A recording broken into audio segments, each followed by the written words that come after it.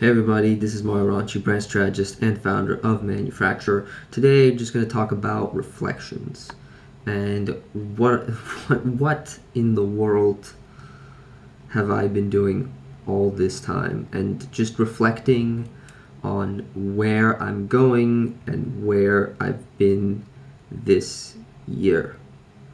And I mean, it's been a long run. I wouldn't. It's not exactly a long run. It's been a bumpy road, but it hasn't been so bumpy as I would imagine it. I would say that I've learned a lot of things, and those things could be considered incredibly helpful, such as like public speaking. Like I finally got over the fear of public speaking and actually spoke to, I wouldn't say it was a small group of people, but it was still a big moment for me in 2017, just getting up there in front of a stage, giving a well-developed speech that I've practiced over and over again, all my body movements, my body language, the tone of voice I was using, everything. I really put my all into that speech or that presentation, and I'm glad that I didn't fuck up in the middle of it. I actually was able to give an awesome speech. I was able to actually, give some value to people who were there. And even though there were no, I would say, any people interested afterwards as much as I would think they were, there was, at least I just was able to get over that hurdle. It was a combination of imposter syndrome and the fear of public speaking.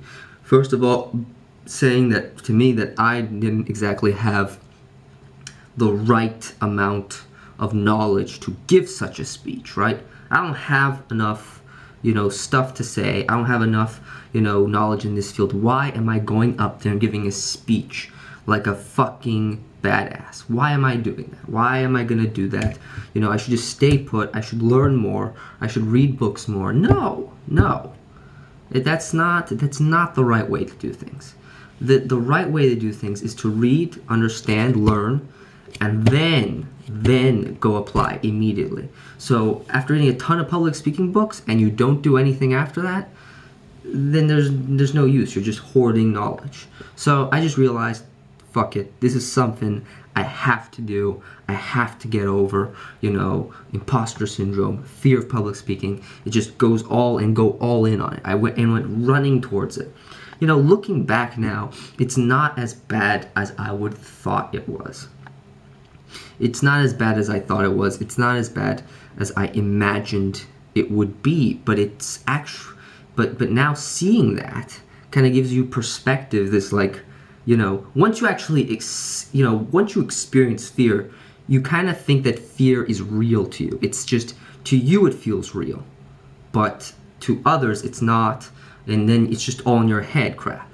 But only when you actually overcome it will you actually feel like you've jumped over a hurdle, like your mind has completely clicked into a different place.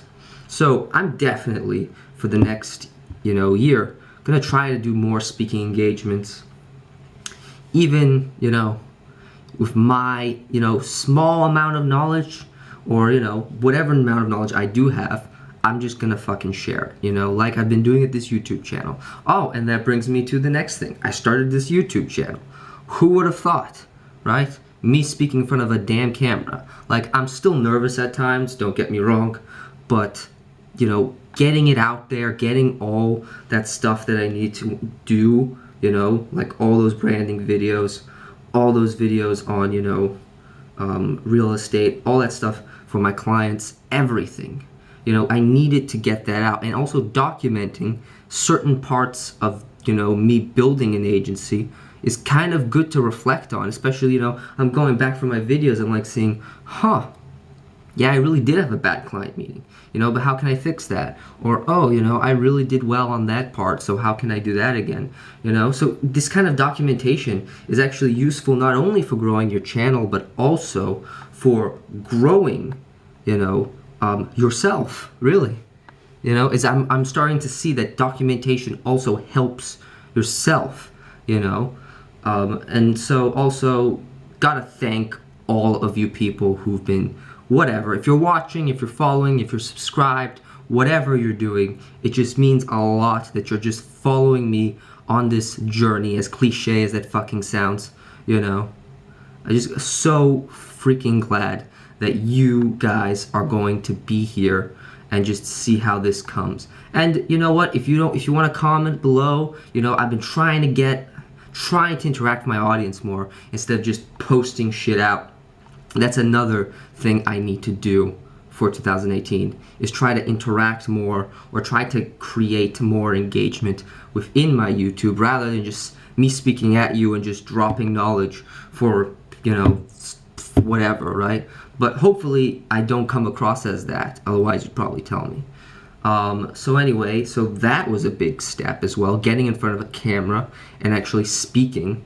That was scary at first. If you look at my very, very first video on Facebook, I believe, it's me being incredibly nervous, and you can actually see at one point in time, I'm just staring blankly into the camera with just like a deer in the headlights fucking type of thing.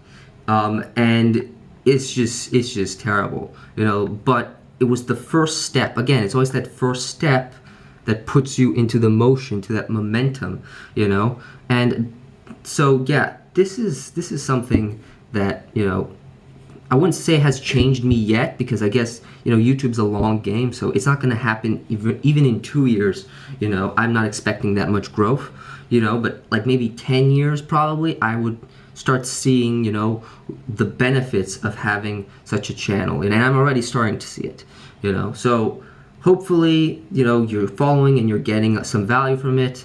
And again, don't be afraid to follow me, or I'm not follow me. Comment in the videos, tell me what you think. I saw the Spartan Race one got a lot of freaking views, which was good, but I do want to know that, you know, you guys are actually engaging, and if you actually like, you know, well, I really don't care if you like the content or not, actually, to be pretty honest. This is something I did for myself, but if this inspires you as well, then all for it. So that, I believe, is that it? Is that everything I've gotten from this year?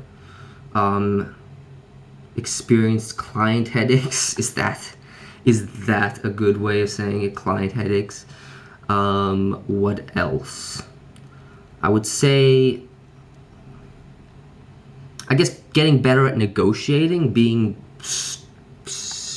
more stern on my price and how I price things. I would say I've definitely improved on that, and I'm just going to continue climbing higher and higher the price. That's what I've mainly done, is just, you know, go from 100, 500, 800, 900, etc., etc., etc., and then just keep going and keep going, 1,000, 20,000, etc. So I just, every time I meet with a client, I just change that into a completely new price and go from there. And I'm also trying to get at least retainer clients for next year, but that's a whole different story, and I don't want to really talk that much about it, because that's next year, and I don't want to talk too much about it because I don't know what's going to happen. I'm really excited though, because I see the direction it's going in, and I can kind of visualize, if that sounds weird, right? But I can actually visualize where this is going. And, you know, who knows, maybe this fucking video in the 3 months, you know,